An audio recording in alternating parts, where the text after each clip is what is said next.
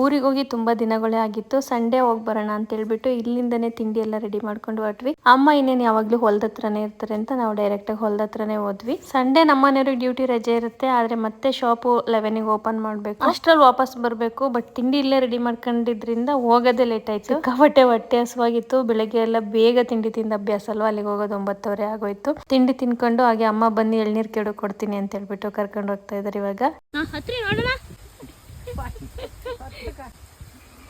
ಏನೋ ರಾತ್ರಿ ಹೇಳ್ತಾ ಇದ್ರು ಅಷ್ಟು ಗುಡ್ಡೆ ಮಣ್ಣರುತ್ತದೆ, ಇಷ್ಟು ಗುಡ್ಡೆ ಮಣ್ಣರುತ್ತದೆ ಅಂತ. ಅತ್ತೆ ಈಗ ಮರನ ಮಗ 3 ಎಳ್ನೀರ್ ಕೇಳಬೇಕು, ಗೋಳ ಆಡ್ತಾವ್ರೆ. ಈ ಕಡೆ ಬಂದ್ರಮ್ಮ, ಅಮ್ಮ ಈ ಕಡೆಗೆ ಬನ್ನಿ.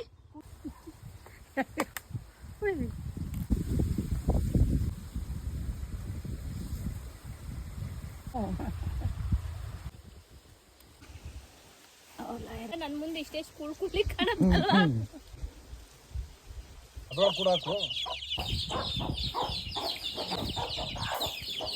ಕೋಳಿನ ಕಾವಿ ಕೂರಿಸಿದ್ರು, ಅಂದ್ರೆ ಕೋಳಿನ ಮರಿ ಮಾಡಕ್ಕೆ ಕೂರಿಸಿದ್ರು. ಅದ್ರದ್ದೆಲ್ಲ ಒಂದೊಂದು ಕ್ಲಿಪ್ಪಿಂಗ್ ತಗೊಂಡೆ. ನಮ್ಮೂರು ಬಂದು ಕೋಡಿಹಳ್ಳಿ, ದುದ್ದ ಹೋಬಳಿ, ಹಾಸನ ಡಿಸ್ಟ್ರಿಕ್ಟ್ ಬರುತ್ತೆ.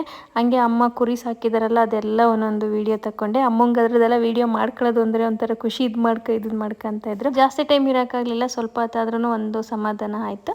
Thank you.